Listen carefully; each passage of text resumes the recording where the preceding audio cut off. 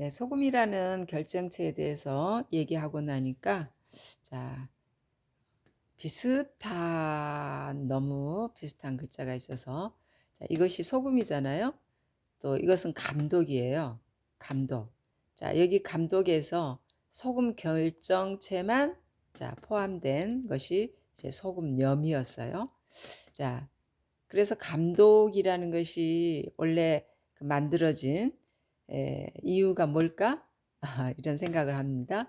말하자면 소금을 지키기 위해서 또는 소금을 신하들의 월급으로도 줬다 그랬잖아요.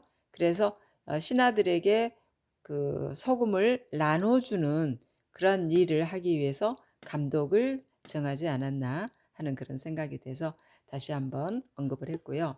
그리고 이제 소금 얘기를 하다가 소금이 응고된다 하는 그런 얘기를 했잖아요. 그런데 이제 간단히 소금으로 끝낼 문제가 아니더라고요. 이 응고된다는 글자를 보니까 좀 더 깊이 있는 뭔가 뜻이 있구나 하는 생각을 했습니다. 자, 먼저 이 응고라는 것은 이수변이 붙어서 이제 응고가 되는 거고요. 이 응고가 되기 전에 이수변을 빼게 되면은 의심한다 하는 의가 된단 말입니다. 자, 그러면 이 의심이 지금 현재 수접이 더하기 화살 더하기 그리고 이게 짝필이 있어요. 그러면 이제 이것들이 각각 무엇을 의미하고 어떤 뜻을 내포하고 있는가를 좀 알아볼 필요가 있다고 생각을 했습니다.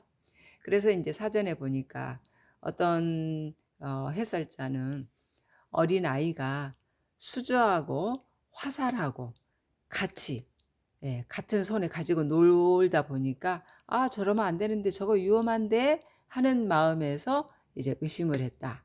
자, 이렇게 설명이 간단히 되어 있는 곳이 있었고요. 또 한 사람은 이게 지금 수접이지만 거꾸러진 사람의 모습으로도 우리가 쓰고 있죠.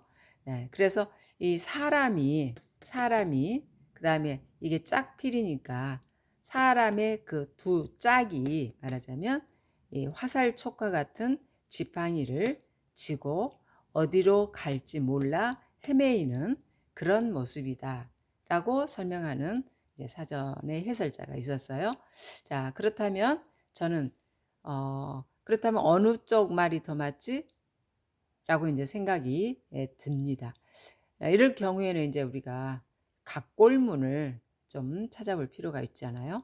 네, 해설이 여러 가지로 나눠질 때는 각골문을 좀 찾아보죠. 자, 그래서 이제 각골문을 이제 찾아봤더니 각골문에는 자, 이렇게 그림이 그려져 있었습니다. 자, 후자의 얘기가 좀 비슷한 것 같아요. 자, 이게 사람의 모양이잖아요, 지금. 아주 사람을 간단하게 표현했죠. 근데 그 사람이 손에 지팡이를 지금 들고 있는 이런 모습이에요.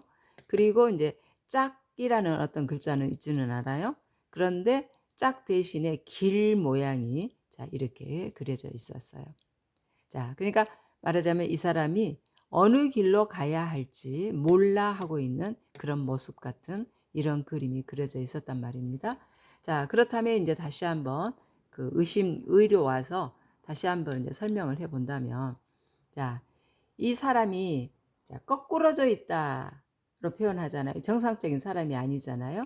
예, 이유는 자, 정상적인 사람을 대접을 받을 수 없는 상황이죠. 왜? 예, 범죄를 했기 때문에. 자, 그래서 이제 저는 이 사람들이 짝이라고 하고 이 사람 거꾸러져 있는 이 사람 이거를 첫 인간 부부에게 적용 안 할라요? 안 할 수가 없는 또 상황이 되네요. 자, 사람 대접을 제대로 받을 수 없는 거꾸러진 이 두 인간 말하자면 짝이 말하자면 이 화살 같은 지팡이를 들고 나와서 어느 길로 가야 할지 헤매고 있다. 그러면 그 첫사람이 쫓겨나 가지고 딱 그 하는 행동 아닙니까? 네, 그래서 이제 이 글자와 어떤 글자들이 만나는가를 살펴봤더니 일단 문자가 있습니다. 의문이라는 얘기죠. 그 다음에 혹이 있어요. 의혹이라는 얘기죠. 또 심이 있어요. 의심이라는 얘기죠.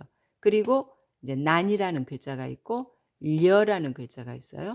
이 말은 이제 의심을 하면서 난감해하는 상황이고요. 의심을 하면서 염려를 한다. 자, 이런 글자들이 따라왔어요. 근데 이 모든 글자는 지금 성서에 들어있는 글자들을 골라낸 거거든요. 자, 그렇다면은 자, 과연 의심이라는 이 의자에 지금 설명한 그 내용이 그대로 있을까? 네. 자, 첫 인간에게 적용을 하는 게 맞나? 자, 이렇게 생각이 되는 거예요.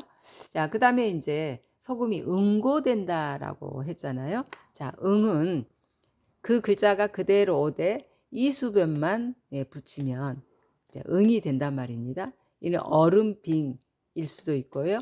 또 굳어진다는 그 얼음이면 이제 액체에서 고체가 되잖아요. 그래서 굳어진다는 이런 의미가 되죠. 그래서 이제 응이 됩니다, 이게. 그런데 응에 따라오는 글자를 보니까 응시라는 글자가 있었어요. 응시. 예. 그래서 이제 저는 이제 이 응시라는 글자를 보고 이게 위에서 설명한 이 글자가 첫 인간에게 적용되는 게 맞다라는 생각을 하는 것이요. 자, 일단 이 첫 인간을 누가 응시하냐 이 말이죠. 누가 응시를 할까요? 그래서 이제 글자를 보니까 여기 응시라는 이 글자에 보일 시가 있어요. 곧 하나님이라는 얘기죠. 하나님께서 본다는 얘기예요. 왜 볼까요? 왜 볼까요? 왜 하나님께서 이 쫓겨난 이 인간들을 응시하고 있을까요? 네, 우리 모두는 자녀를 키우고 있고 다 키워낸 경우도 있을 수 있어요. 그러면 부모의 입장에서 생각하면 그 심정 이해하지 않습니까? 자, 자녀들이 문제가 있는 자녀들에게 더 마음이 가죠. 또 가난하게 사는 자녀들에 대해서는 더 마음이 아파요. 부자로 사는 자녀들은 그냥 잊어지고 삽니다. 근데 가난하고 문제 있고 자, 이런 자녀들은 마음에서 떠나지 않잖아요. 도와줄 수도 없는 거고 도와줄 만한 능력도 안 되고 그래서 항상 마음에 걸린다는 이런 표현들을 다 어르신들이 쓰고 그랬잖아요. 자, 마찬가지인 것 같아요. 하나님께서는 범죄했기 때문에 어쩔 수 없이 그에 대한 처벌로 자, 쫓아내기는 하셨어요. 그런데 그들이 너무 안타까워요. 어디로 갈지 몰라 하는 그들의 태도를 보니까. 그래서 하나님께서 자, 응시하셨던 게 아닌가. 행여 그들에게 정말 하나님께서 주신 어떤 형벌보다도 더 험한 꼴을 당하지 않을까 하는 그런 생각에서 이제 그들을 응시하시고 그리고 그 응시하시다가 그들에게 정말 하나님께서 허락하지 않는 그 범위를 벗어나는 어떠한 큰 어떤 재난 같은 것이 닥친다면 도움의 손길을 조금이나마 베풀려고 그렇다 그래서 하나님이 뭐 베풀 능력이 도와줄 능력이 없어서라기보다는 이제 그 규칙이라는 게 있잖아요. 이미 범죄를 했고 하나님으로부터 독립해서 나왔는데 그들에게 적극 도움을 줄 수는 없죠. 그래서 이제 그들을 응시하면서 바른 길로 말하자면 하나님께서 허락한 범위 내에서 바른 길을 살아갈 수 있도록 도와주기 위해서 그들에게서 눈을 계속 떼지 못하셨던 그런 상황이 아닌가라고 생각해서 이 내용을 다시 한번 다뤄봤네요.